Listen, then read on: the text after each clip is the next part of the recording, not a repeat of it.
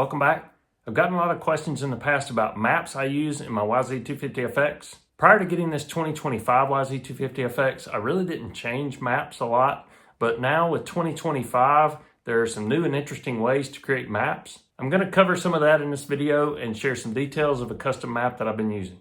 First, I'll talk about a notable change for the 2025 YZ250FX as it relates to mapping. For the 2020 to 2024 YZ250FX, Map 2 has a milder throttle response for riding technical sections, so you can load the same map in Map 1 and Map 2, and Map 2 is going to be milder.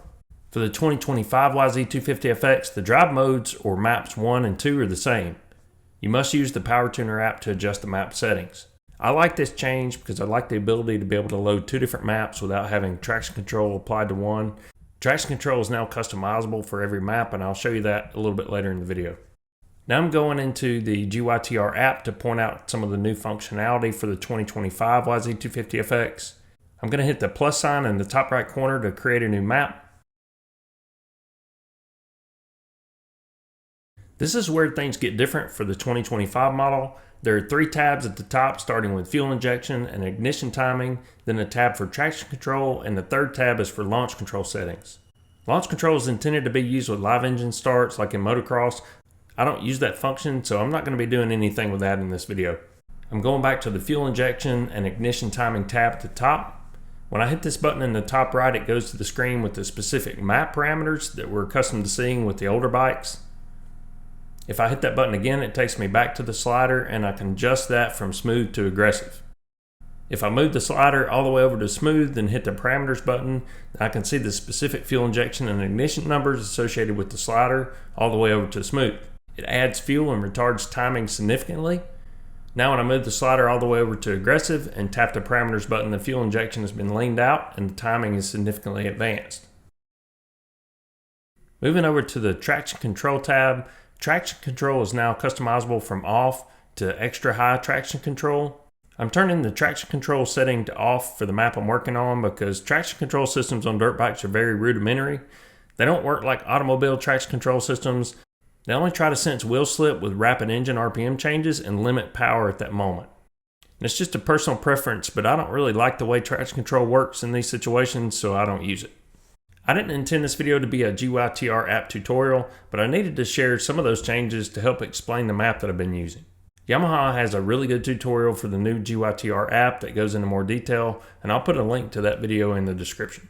I started playing around with creating a custom map, and my goal was to create a map that has the most low-end power possible while limiting top-end power.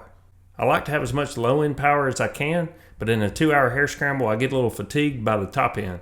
When I get really tired in a race and the bike is around 9,000 RPM and above, it wants to pull my arms off.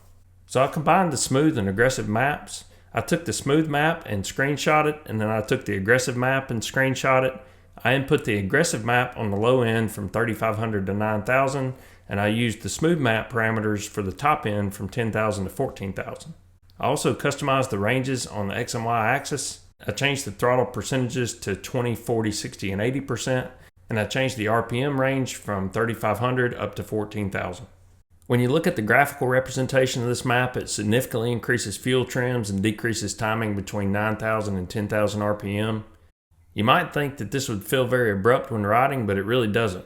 I've been running this map for about 10 hours on my bike, including the first 2 races of the season.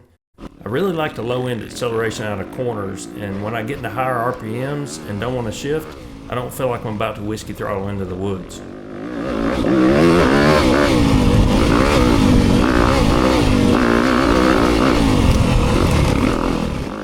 It just rockets out of corners like this one.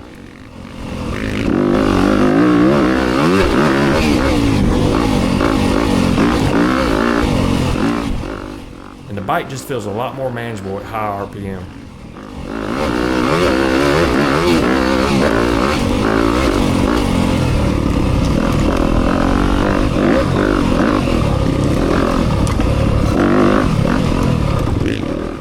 Here's another look at the map. I named it my crazy low end map. You can try this map on any 2020 and up YZ250FX. It doesn't have to be a 2025. I will warn you that this map really emphasizes low end power. It's great for hare scrambles and fast flowing trails, and really accelerates out of the turns. If you use a G2 throttle tamer or spend a lot of time in first gear or ride really slow technical trails, you may not like this map. For me, I really like it for hare scrambles and sprint enduros. It has great low end acceleration and seems to help with fatigue over the course of the race. Let me know your thoughts in the comments. Hit the like button if you enjoyed the video. Thanks for watching.